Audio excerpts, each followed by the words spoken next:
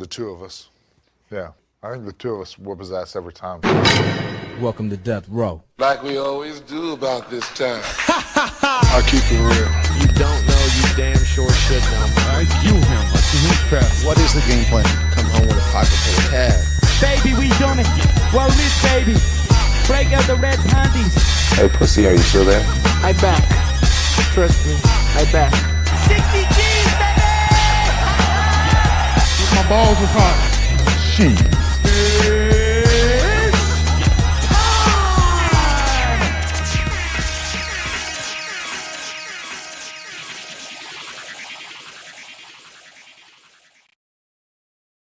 Welcome to the MMA for Money show. This is MMA State of Mind. Bob Voss here with my co-host M. Cope, and we're here to break down, pontificate, and predict fights for you. Mike, how you doing? I'm doing amazing, man. Pleasure to be here. Now, I wish we could come in hot on our second episode with a winning weekend, but also we didn't have a losing weekend. We shouldn't have a winning one. Basically, you got all your money back from what you would have bet, but that's based on some serious decisions we're going to get into now.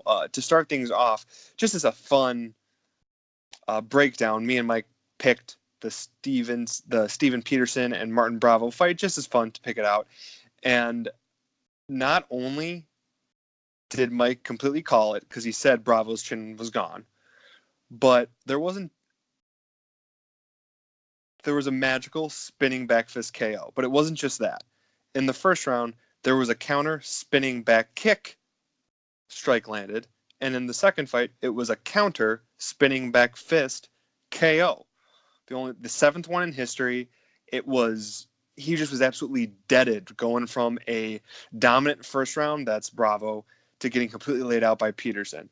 So, like, any feelings on this fight, or just like the utter awe that it gave you, like it gave me? Oh man, it was, I wish that I would have stuck to my instincts and had more faith in Peterson, but that first round was much hairier than I would have liked to have been through. So Bravo was doing really, really well that first round. I don't know if the elevation had some factor, but I'm sure it did.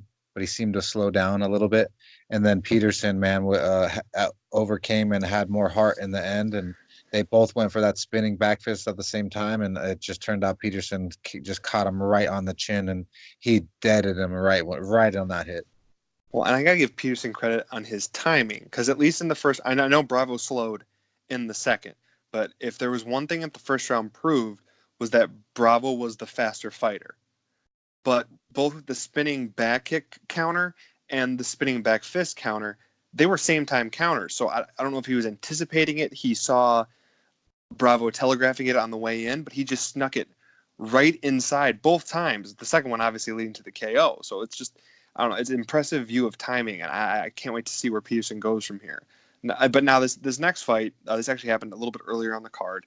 I'm going to give you the majority of this breakdown because I actually missed this one. But it was Sijara Eubanks versus Betch Correia, where I actually saw the beginning of the first round, the very beginning, and kind of walked away thinking, oh, this is a foregone conclusion, and then was kind of shocked to hear the result later. So if you could break down how that fight went, and I guess how badly, from what I've heard, the judges got it wrong.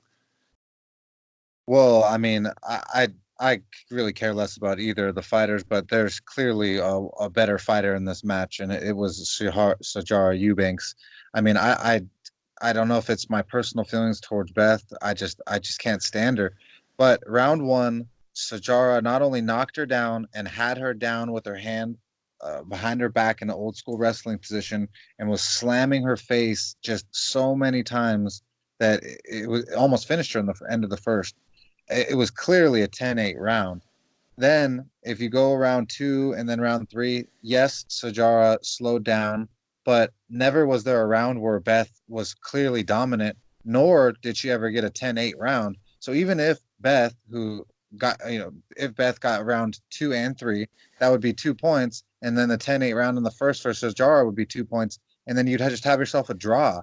But it was just disgusting, man. I have no clue how they let that happen, but I guess they did. They wanted a parlay buster, and they certainly busted things up really fast.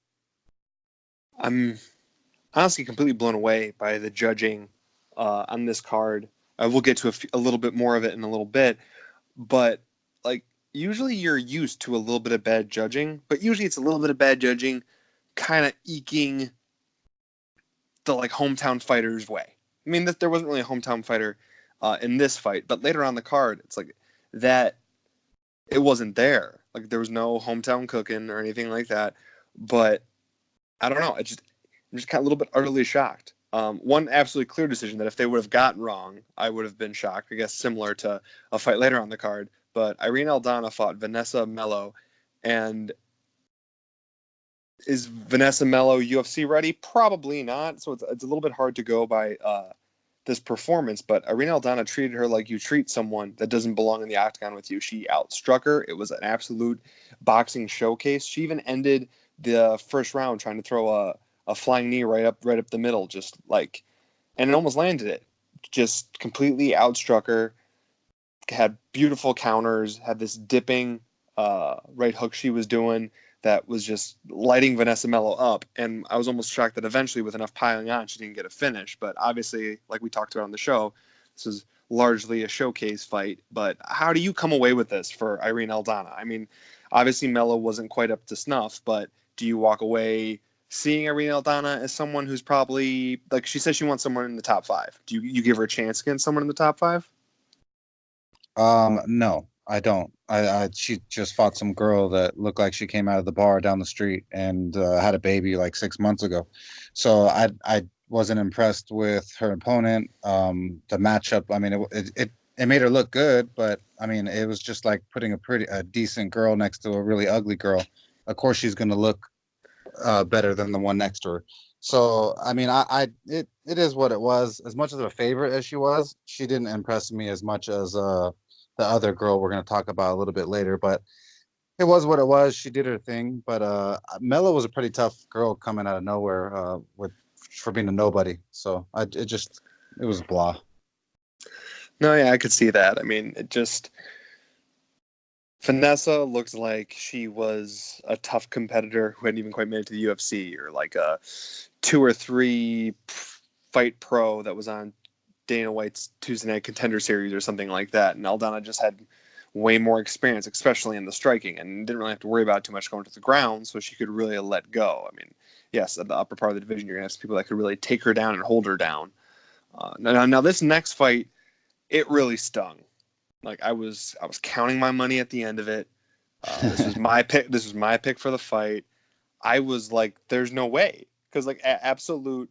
Like I mean, I was confident in the way the fight was going to go, and if the judges did anything, they would probably make it even more so my way. Because okay, before I get too far, I'm talking about the Brandon Moreno Askar Askarov fight.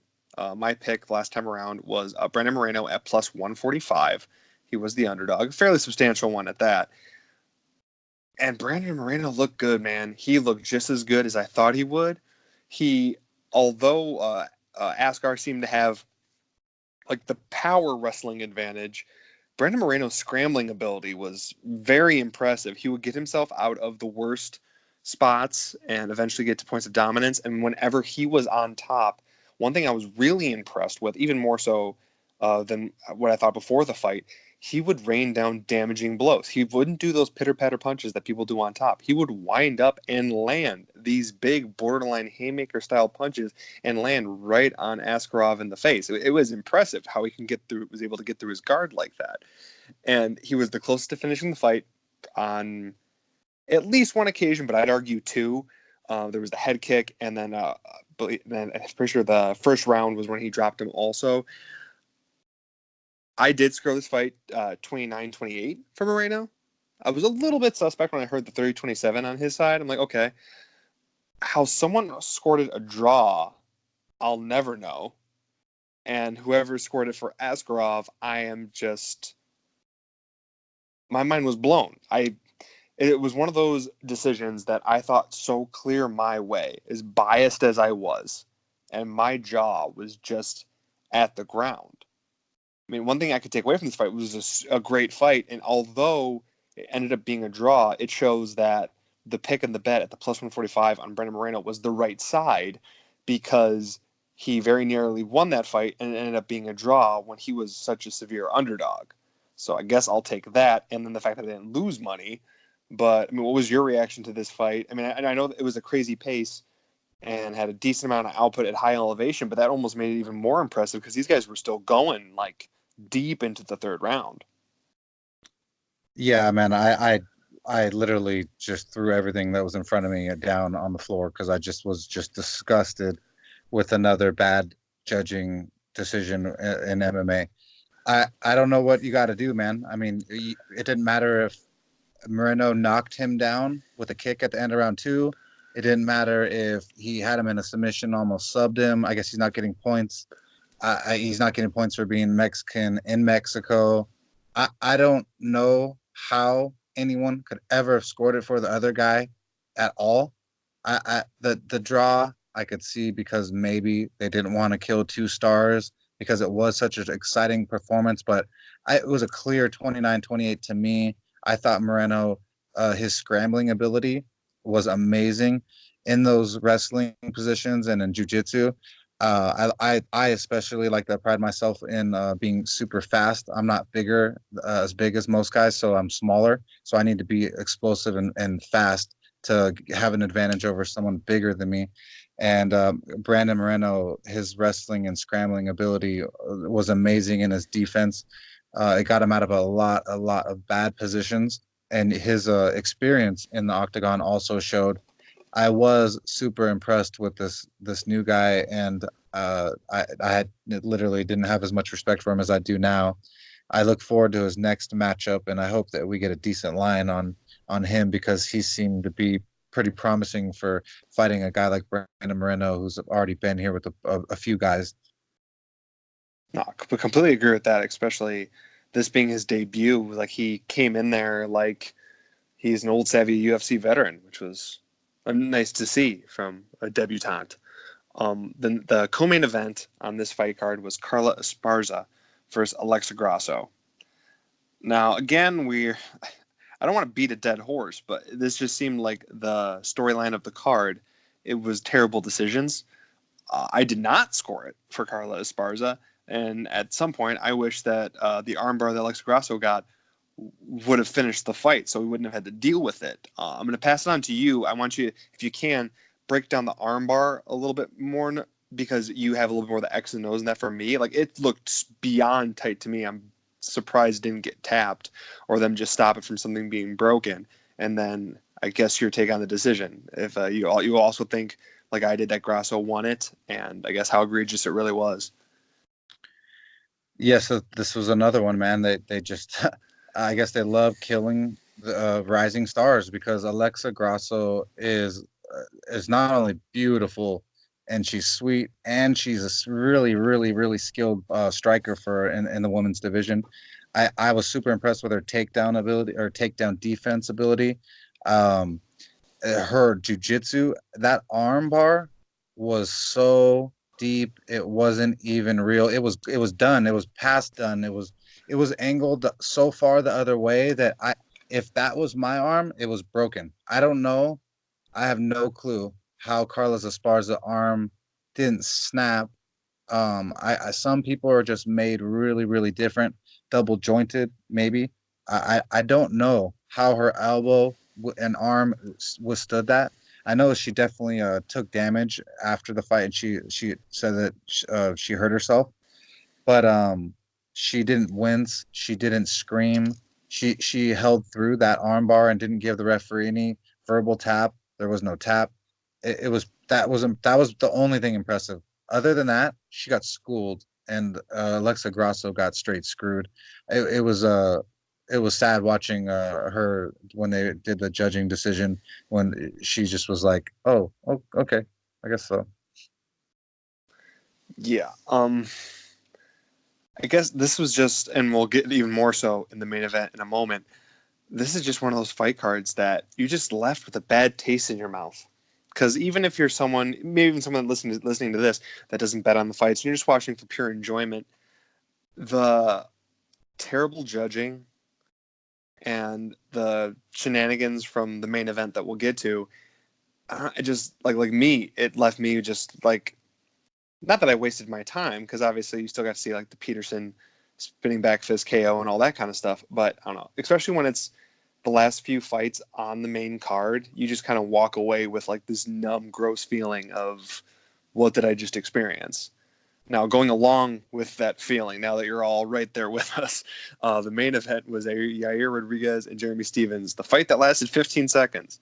And not because some amazing Tekken style finish from one of these guys. No one got deaded. The only thing that happened is Yair Rodriguez, without extended fingers, got Jeremy Stevens square in the eye, scratching it to all hell, and to a point that Jeremy Stevens, the tough SOB that he is, couldn't even open his eye, and they ended up calling the fight. This was another fight that was one of our bets. Mike had a bet on Yair Rodriguez, and after the show, I actually ended up joining him because, as I mentioned on the show, if he got to plus money, I would have to, and I got him at plus 100. But I guess similar to the Moreno fight, since it was an eye poke and it was deemed a no contest and not a DQ, this is another push. So you get that money you bet right back into your bankroll, and you get to move on, I guess. Yair Rodriguez began celebrating like he won the fight. Then, when he was told that was not the case, he borderline flipped out on Michael Bisping, a guy on the night is probably 60 pounds heavier than him. And Jeremy Stevens basically got accosted on his way out of the venue, getting things thrown at him, stuff poured on him. Like we didn't mention that in the previous episode, sitting with Carlos Esparza on the way out, she had beer poured on her.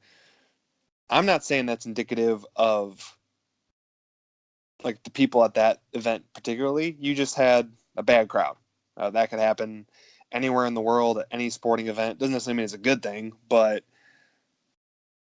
you almost feel like, especially in the main event, that the crowd fed off Rodriguez's reaction, since he was the hometown boy, he was the star. Jeremy Stevens was the gun coming in on his turf, and they were just trying to get at him for Rodriguez. In terms of what Jeremy Stevens has said, the eye should be good relatively quick.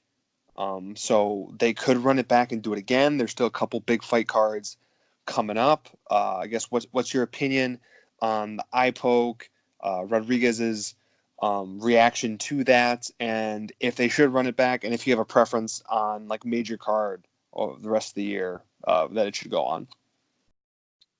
Yeah, well, this fight sucked, man. I mean, we this was going to be really good.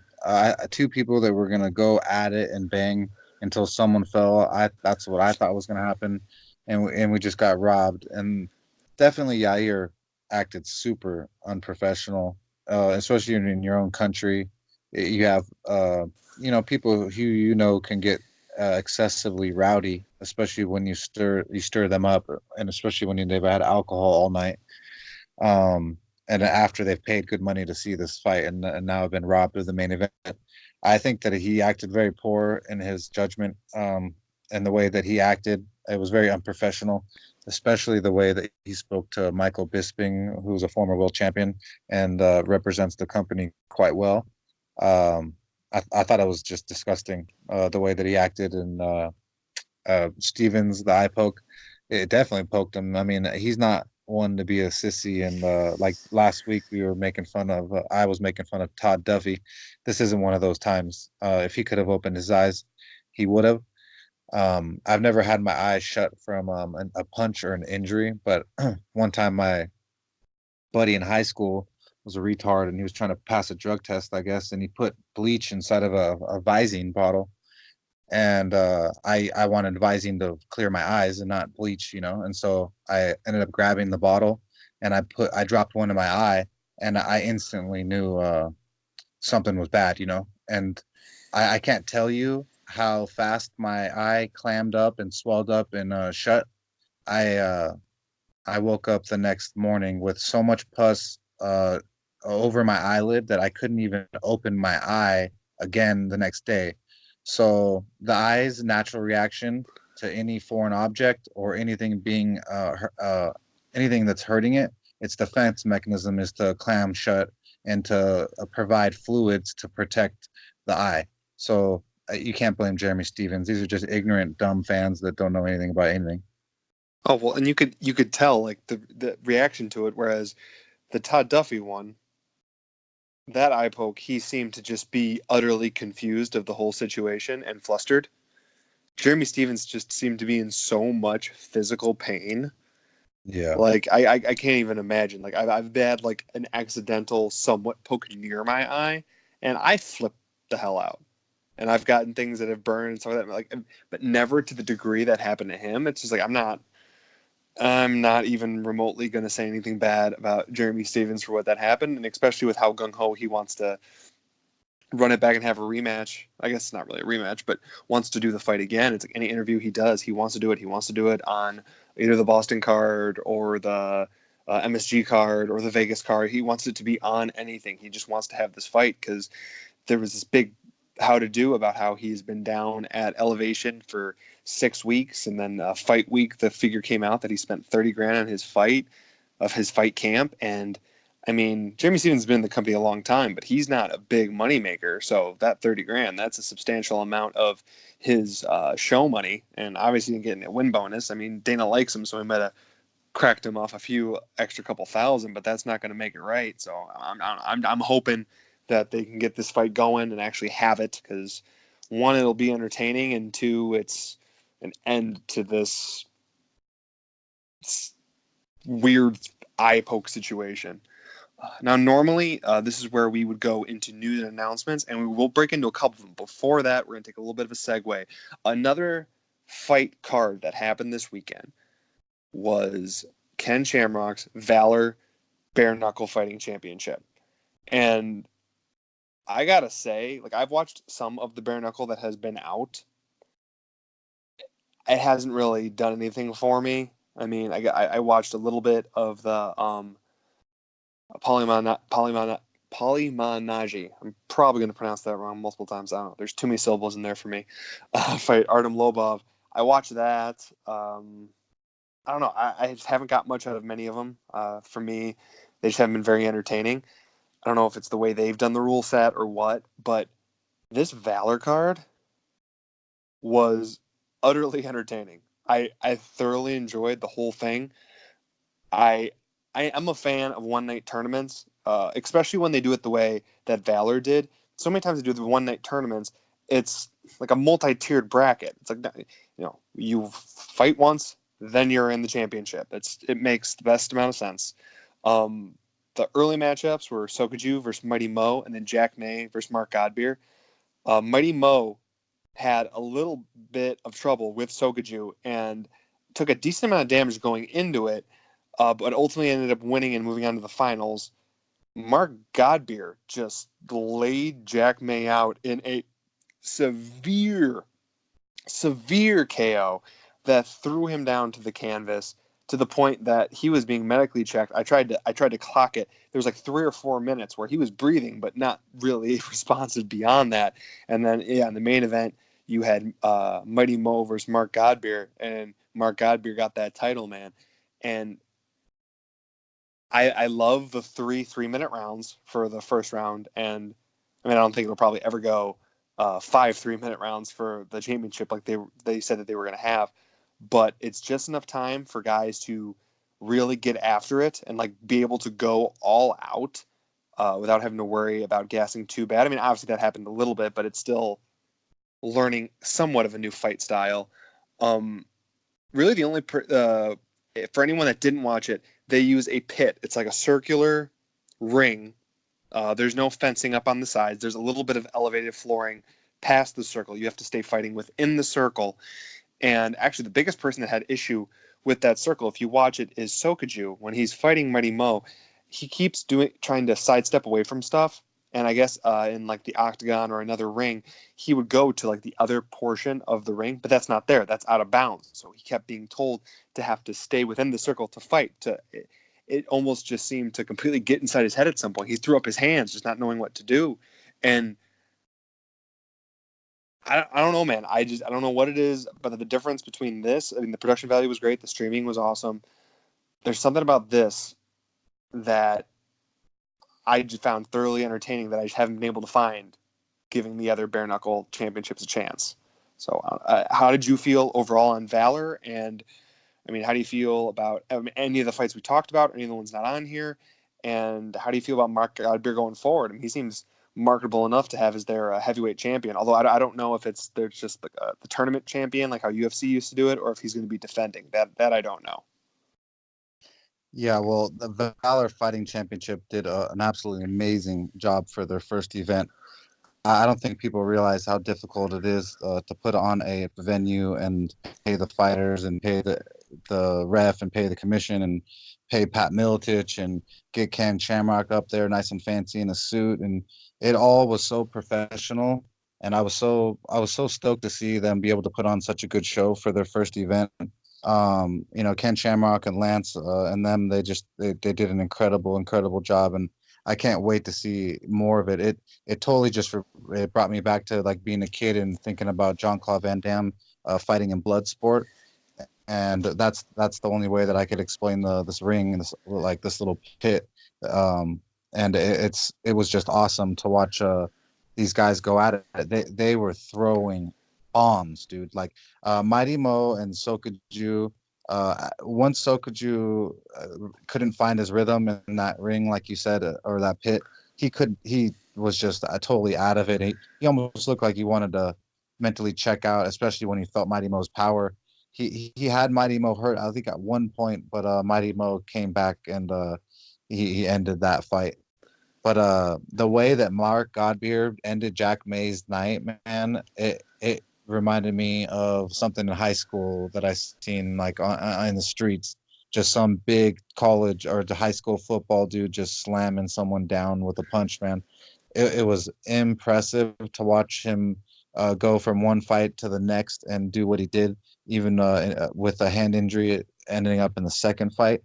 I cannot wait to see what they do with the next shows, and it just I couldn't be more proud of the boys and them for putting on such a great show, and the fans like couldn't be more entertained.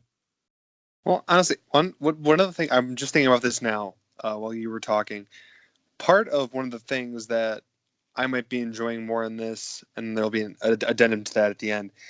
This is actually bare knuckle, and what I mean by that is all the other ones.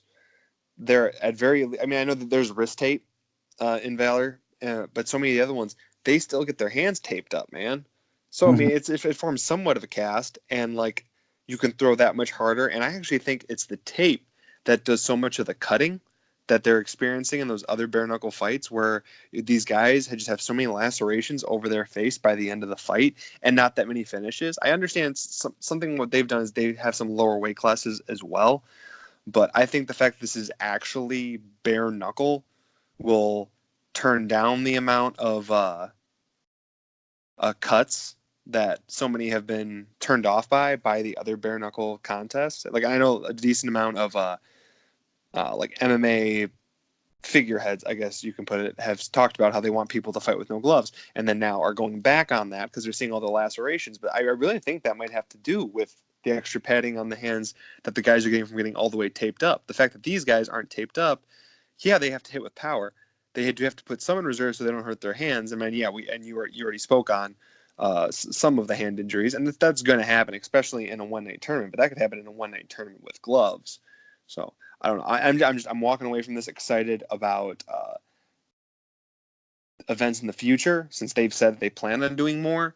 If they can get on a halfway decent schedule of like one every couple months, it's like you could really build up a fan base doing this, and it went every way conceivable way they could have wanted it to go. It's like the fights were exciting. I mean, it's a new rule set to get used to, and obviously the staying inside the pit and everything like that. But I definitely look forward to their next event whenever they decide to announce that. Now transitioning into our news and announcements, some fight announcements, and other random news and notes.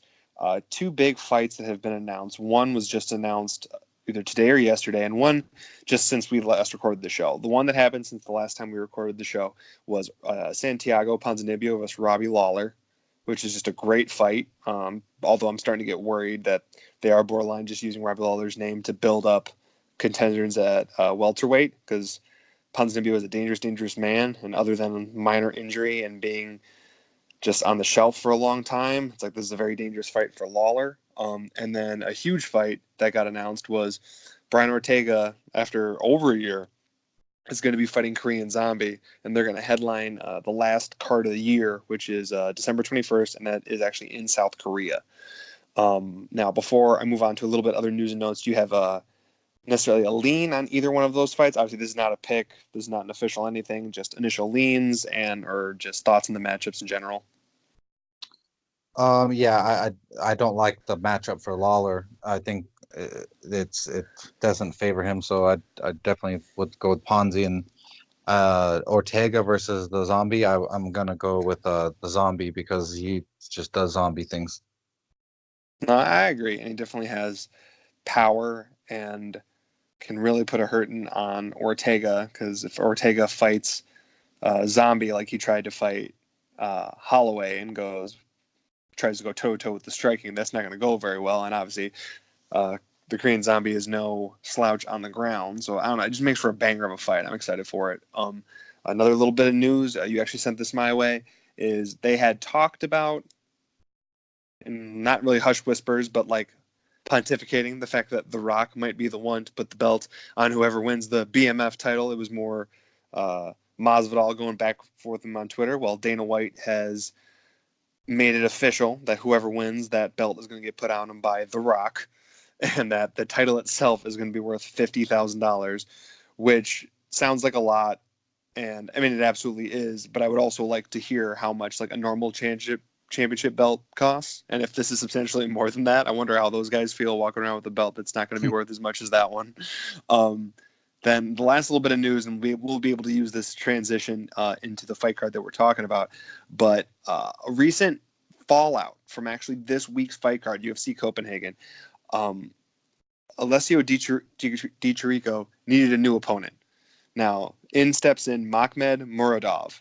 The reason this is a big thing is he is Floyd Mayweather Jr.'s only MMA fighter that he has signed.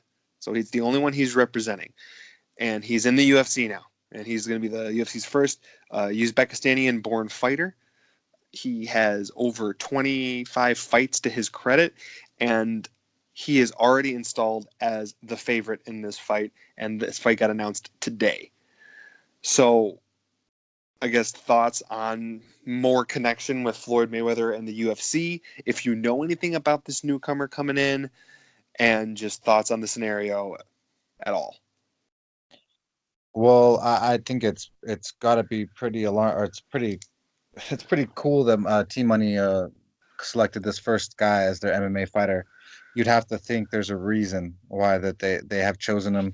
And I did a little bit of tape study, and what I found is that he possesses the super aggressive, dominant striking style and ground and pound, and the type of like wrestling and positioning that I love in my fighters. So I love what I've seen so far in this kid. The only other thing is though Di Chirico is no joke. I mean, he's not just going to be bullied or just going to be some pushover. So this is going to be his first real test ever versus a guy with some grappling and some striking who's already been in the octagon versus some talented people. Like, the new kid Kevin Holland was pretty talented, and so I think that this is going to be a great fight to watch. Okay, now moving on a little bit further on the card, although actually I've been to several different sites and I'm seeing a slight different bout order in a lot of them. So this next fight might actually be before this one, might be after this one, but it has a guy that I know you like in it. So after I give the initial bring up and the current odds, I will throw it your way. Jack Shore, currently minus 170, is fighting Nolan Hernandez plus 150. I know you got to lean on this fight. Give me a little breakdown and also tell me the number that you got in this fight so we could do a little comparison. Yes, Tank Shore.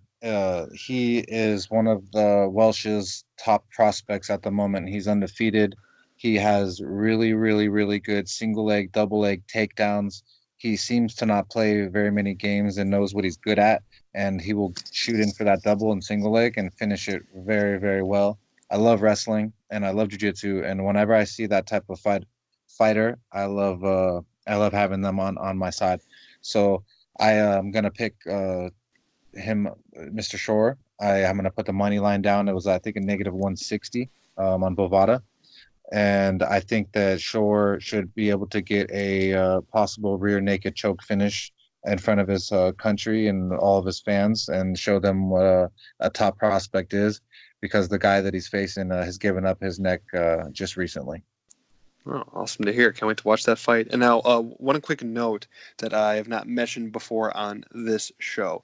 The odds that I give out are typically the five dimes lines at the time, since most bettors on, especially MMA Twitter or smaller time bettors or first time bettors, it's all usually within five dimes. But if you go to something like Best Fight Odds, you'll be able to see a number of different sports books, and some guys have money in multiple different sports books, so that can aid in some of the difference of the number, or it's just a timing thing. Like last week, the plus 145 I got on Moreno at the time of the show, he was down to plus 140, but by fight time he had bounced back up to plus 145. So just that little bit of news and note. So the next fight we're going to talk about is Nicholas Dalby. He is a plus 135 underdog against Alex Cowboy Oliveira, the Brazilian cowboy, at minus 155. Now, Dalby has found his way back to the UFC after he went 3-1 with 1 no contest in Cage Warriors. He got the welterweight title there, interim first, and then unified it. And he was part of a fight so bloody, the last fight in the organization, against Ross Houston, who many believe was winning at the time. Dalby, not Houston. The surface was deemed unsafe to fight on because it was so bloody that was the 1 no contest. And it got so popular that they had talked about doing the rematch of Nicholas Dalby versus this Ross Houston in the UFC. But instead, for their return to Copenhagen, they just signed him straight away, and they're putting him along with Alex Oliveira, who's on the first 2-fight skid of his career, after losing to someone later on the card, Gunnar Nelson, among others, most recently to Mike Perry. Gunnar Nelson was before that in a super bloody submission loss. I don't know. I'm kind of liking Dalby a little bit in this fight. In terms of a pick, I think I would go Dalby, so I can mark that down just as a pick. I'm not betting this fight right now. I think Alex Oliveira has always been a lightweight who doesn't want to make lightweight and doesn't stay in shape enough to be at lightweight. So he's fighting at welterweight, and he's just not big enough for it. And when he can't bully, he implodes. And I think Dalby is going to stick around long enough to feel that implosion of Alex Cowboy Oliveira. So, Mike, how do you feel about this fight? Are you leaning one way or another? Do you have a pick, a lean, a bet, anything? Yeah, I like Dalby a lot in this matchup. I think that he's from Denmark, I believe, which is right there in Copenhagen, same exact thing. I think that it's a perfect opportunity to showcase his skills. That he's just been one of those guys who I had him highlighted about 3-4 years ago as a prospect who I would keep my eye on. He kind of came up and then he dropped out, and then now he's back. I think that they set him up for this fight versus Alex Oliveira because Alex Oliveira is super, super aggressive and loves these, sorry, being a part of these bloodbaths. And I think that Alex Oliveira's life has been changed. I think he's never going to be the same fighter he was. Once his nose was smashed in and just a rearranged, he's just not going to be the same fighter. He doesn't want to take that same damage. And that's going to leave him vulnerable for not only damage to the face and then cuts, but then it's going to leave him vulnerable on the ground to be submitted after he gives up, after quitting from punches to the face. He'll drop to the ground, cover his face, and give up his back, and most likely give up a submission. So I think that Dalby is a great bet this card, and I'm hoping that someone buys into Alex Oliveira so that I could jump on him. So I'm just waiting on that. Nice. Okay, now in the next fight, bear with me on the name. I'm trying to work on it. I'm trying to get better. Michael Oleksiejczuk. We'll go with that. I'm going to start calling him Mo at this point. He's a minus 230 favorite against Ovin St. Preux or OSP or OSP, just depending how you want to go with it. He's at plus 190. McCall has major finishing abilities. He's got some serious power, and we've all seen OSP's chin fading.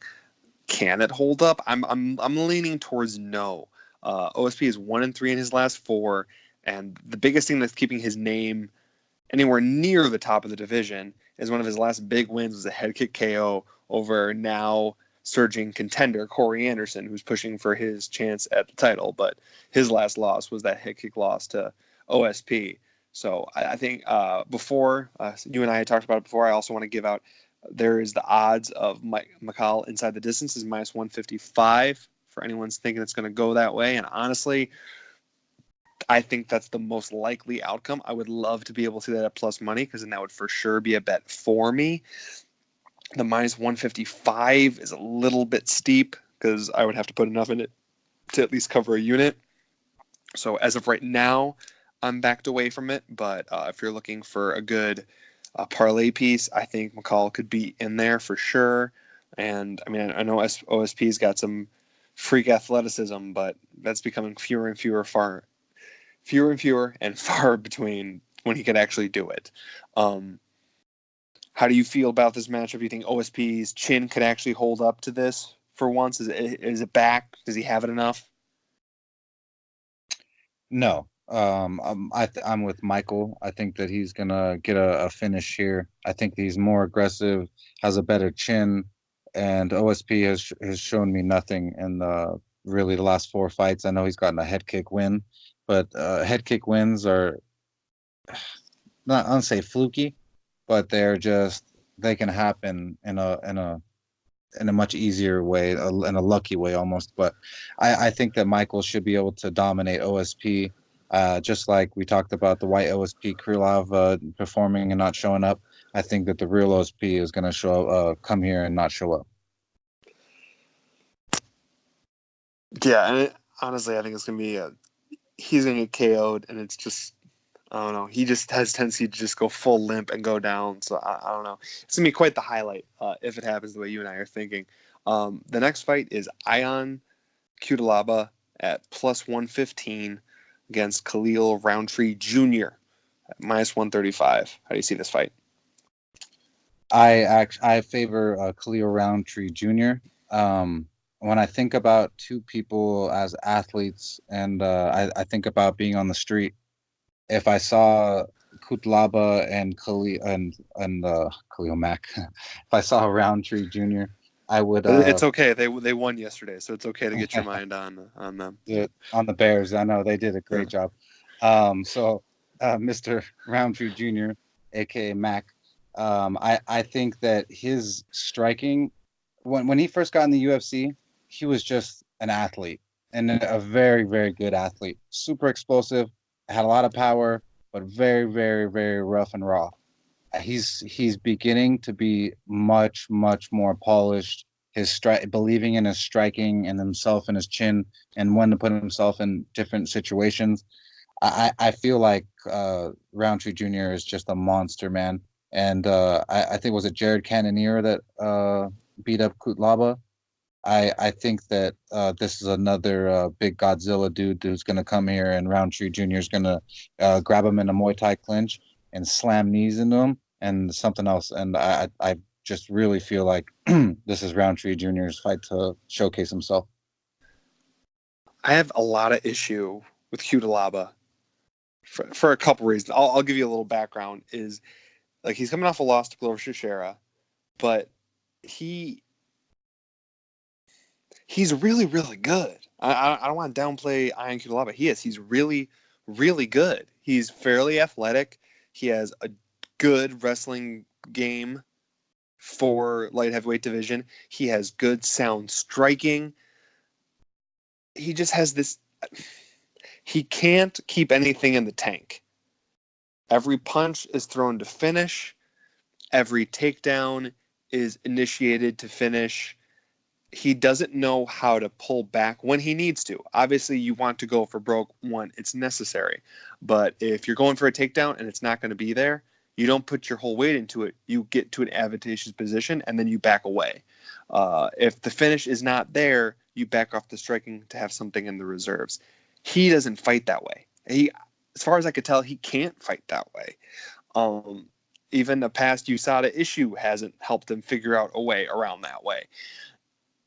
On the other side, you have Khalil Roundtree, who, like you've said, has looked better and better. He had a bounce back win against Eric Anders after being in that another one of Johnny Walker's already impressive highlight reel. He added to that, but Roundtree is now training close to, if not full time, in Thailand. We saw the massive change in his striking game in his recent fights, and he's consistent.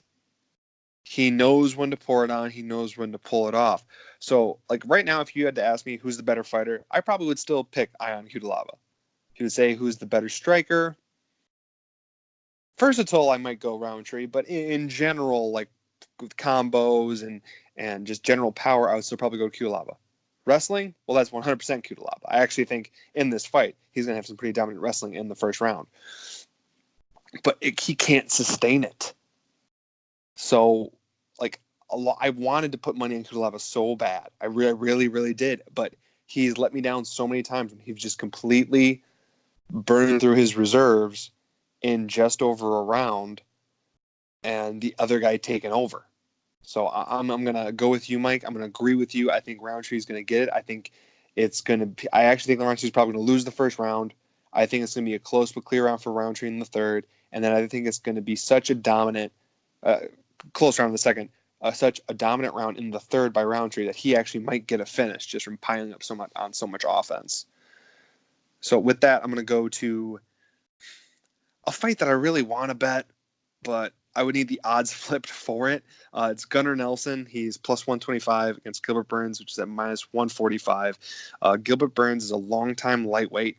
He actually did come into the UFC at welterweight for a short notice fight, but spent the majority of his career at 155. This will be his second fight at 170. Burns is replacing Thiago Alves, who had to back out due to injury. And he's on a 3-fight win streak, which includes this move up to welterweight against, at that point, a hot prospect in Alexei Kuchenko this past August. Nelson himself is coming off a split decision loss to Leon Edwards, a guy who's at the top of the division and actually might be fighting for a title next if the UFC really wants to stick it to Colby Covington. Before that was the bloodbath sub-win over Alex Oliveira that actually I brought up earlier. I showed my hands already.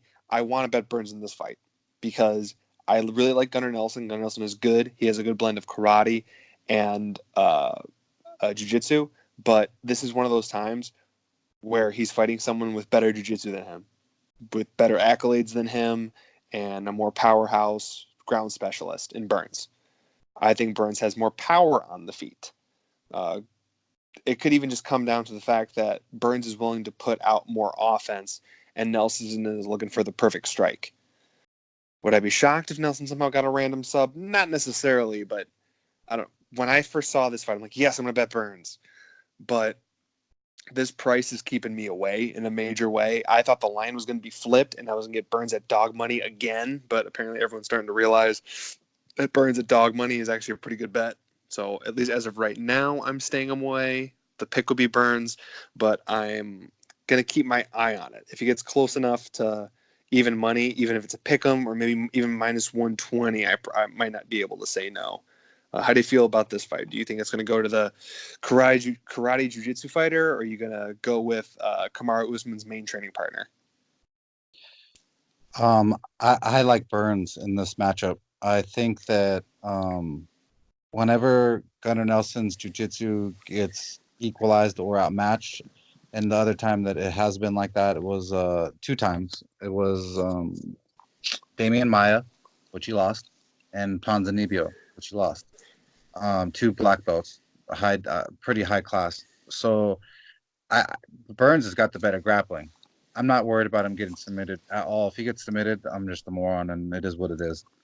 But who's got the more dangerous striking and can knock you out is Burns. Burns is a jiu-jitsu guy. So I think that this is just one of those fights where if we were in the street, who would want to kill that person that day? And I just think that Burns is the more dog that day. I think that he's gonna be there and stay there. And if Nelson gets hurt at all, he's gonna resort to going for a takedown and then give Burns what he wants. So this is gonna be this is gonna be a great fight. I can't wait to watch this one. I'm leaning Burns for sure. I wish he was Well, plus money. no, I agree. And actually, one thing I forgot, I failed to mention, one thing that I think happens to Nelson also is, I mean, he looks like he's finally put on a little bit of muscle, but for the majority of his career, he's not a big 170. So many people have said he should go down to lightweight up until recently when he did put on a little bit of muscle. Burns was a huge lightweight, could make it, but a huge lightweight at welterweight. So this is not like Gilbert Burns fighting a huge 170 that he's not going to be able to outmuscle. They're going to be a fairly comparative size. So if that's any little bit of extra push I give to anybody about the Burns side, there it is. Now, again, like I said, with the bout order, I've seen it different in a couple places. When I looked it up, it showed the co-main event as this next fight that we're going to talk about. Mark Madsen is currently a minus 600 favorite against Danilo Buyardo, who's a plus 450. And if you don't know these names, you're wondering why is this guy a gigantic favorite? Well, he is an Olympic Greco-Roman silver medalist at about this weight, and he's from Denmark. So this is a showcase fight for him. And then also the other reason you could tell it's a showcase fight is this Danilo Buyardo is a striker, or at least he's fashioned to be a striker, but he's coming off a brutal KO TK loss to Joel Alvarez, who's much more of a BJJ ground-specific fighter this past June. So the UFC wants to get a finish, and they want it to look really, really good. Do you think that's how it's going to go, Mike? Oh yes, Madsen's wrestling is Yoel Romero, DC caliber. It's up there. I cannot wait to see what takedown he takes him down with. I don't know if he's gonna do a pick him up and slam him like DC and walk him across the ring or the cage, the octagon. I mean, but it's gonna be amazing. This isn't just like, oh, this is 2006 medalist. This is 2016 silver medalist in Greco-Roman wrestling. I just see Madsen doing anything that he wants to do to this kid, and I don't know how sharp Madsen's skills are with his striking on the ground or how well versed he is with jiu-jitsu yet. So this is going to be a first for all of us to kind of see what kind of skills he has with jiu-jitsu mixed with some striking. But I fully expect that Madsen showcase and get this W in front of his country, and it just be an amazing highlight. And then don't get me wrong, we're not saying make a million parlays and have Madsen in all of them, because it's still a UFC debut. It's still under the bright lights, even if it's not like a big UFC pay-per-view.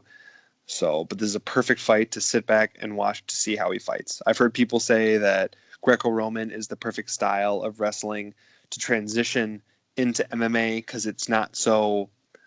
A lot of the takedowns don't leave your neck so available to getting grabbed on, basically.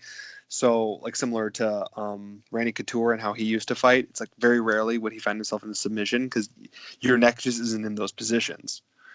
Now, for the main event of UFC Copenhagen, and you might be wondering why this is the main event, Jack Hermanson does a lot of training in Denmark. He's a little bit of a transplant. That's why you'll see, I believe it was an article that actually Mike sent me, but you'll see it if they let him put it up. He'll usually have a double banner of both flags of where he's from and his adopted home behind him. He is a minus 235 currently favorite over Jared Cannonier, who's plus 195. Just dipped below that. Actually used to be plus 200 not that long ago, but that's where it sits now. Both of these men are coming off wins over Brazilian legends. Hermanson just beat Jacare in his last fight at middleweight. Jacare went up to 205, and Cannonier beat Silva with a TKO possibly leg issue. Silva nervous. He broke his leg again with some dominant leg kicks. In my opinion, this is not. They might say it on the broadcast. Who knows? To amp everything up. I kind of see this as de facto number one contenders fight for the middleweight title. A little bit later in the year, we're having the unification bout between Whitaker and Adesanya, the interim title versus the real title, to see who the champ is. And honestly, this is the highest profile fight at middleweight. Other than that, anybody else in the top 5 or 6 isn't really matched up, or at least matched up with anybody in that same vein. I'm going to play my cards right off the bat, even before passing it to Mike. My bet on this card is Jared Cannonier at the plus 195 for a unit. So 1 unit to win almost 2 back. That actually might float back up because I think Hermanson's probably even going to get a little bit more love closer to the actual fight. Jack Hermansson is on a great winning streak. He is. He beat David Branch, who's my guy. I mean, Jared Cannonier beat him too, but he beat David Branch, who's my guy. He beat Jacare, who you would think if he was able to beat David Branch, he's not going to be able to beat Jacare and on the ground, and he beat Jacare, but I don't know, man. This is an aged Jacare who wanted to switch to grappling so bad, even though he was winning the striking. One of the reasons I'm going with Jared Cannonier in this fight. Okay, now Jared Cannonier came into UFC at heavyweight. He eventually fought at light heavyweight. Now he's fighting at middleweight. But somehow this guy has brought the power all the way down to heavyweight. He has heavyweight power. He has finally come into his own. He is looking great. I see this as the closest fight to the Thiago Santos fight that Jack Hermansson had a few years ago, where he got completely blasted. I think Hermansson is about the same fighter. I do think he has more confidence now, but I think if a power striker, like a power kickboxer, lands on him flush, they're going to send him back. And I get the feeling that Jared Cannonier is the guy that can do that, and that's why that's my bet for this fight. My pick, my bet, everything. So let's get this back from the last event and come away with giving you guys some money. So, Mike, what's your thought on the main event? Who you picking? Which way you leaning? This fight is going to be a good one. I've been a big Hermansson fan all the way up, and he's been quite impressive.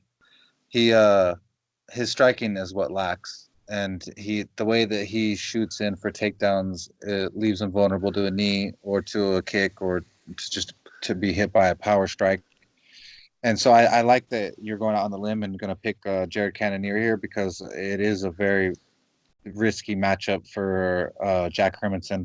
I don't think he really understands it. I think that he thinks that this is just going to be a walk in the park for sure, easy victory, and I don't see it as that either. So I just can't wait to watch this fight, and I hope that Jared Cannonier can show him some of that power and cashes for our fans. Okay. Now, before we completely close, I want to at very least review our bets. And I want to ask you, you have Jack Shore at minus 160. Is that to win 1 unit, or is that Yes, sir. higher? Just to win you 1 unit? Okay. So the bets for our show, we have 1 bet on Jack Shore. Mike has it at minus 160. It's currently minus 170. It might bounce around in and about that area, and that's to win 1 unit. And for my bet is the apologize for that. Jared Cannonier at plus 195. I honestly think that's probably going to get back over plus 200, but you know what? I already locked it in. So at least for me, that's 1 unit at plus 195. Who knows? By the time you listen to this and check the odds of yourself, it may have tipped back over plus 200. And I think that's a very good chance of winning, especially at a straight price. Now, one last thing before we do go, I want to give a little bit of a shout out, and Mike's probably going to echo this, but I'll give him a chance to do it. If not, we give a shout out to just Valor in general, and Lance, who we're buddies with. He helped set up just about everything. He's tight with Ken Shamrock, so also shout outs to Ken Shamrock. Lance does great work and has helped us out immeasurably in the past, so kudos to them on putting on such a great event, and here's to many more. Yeah, and I'd just like to give a shout out to my buddy Pete over at Packs and Breaks on Facebook. It's PACKZ and BREAKZ. They're just doing amazing things and making card collecting come back again in a major way. They're just pulling ridiculous cards out. I just myself put in 60 and got like a $240 rookie card. So it's just been a lot of fun. Well, this was the MMA for Money show, the MMA show for the money. Enjoy the fights, and we'll talk to you guys next week. Peace.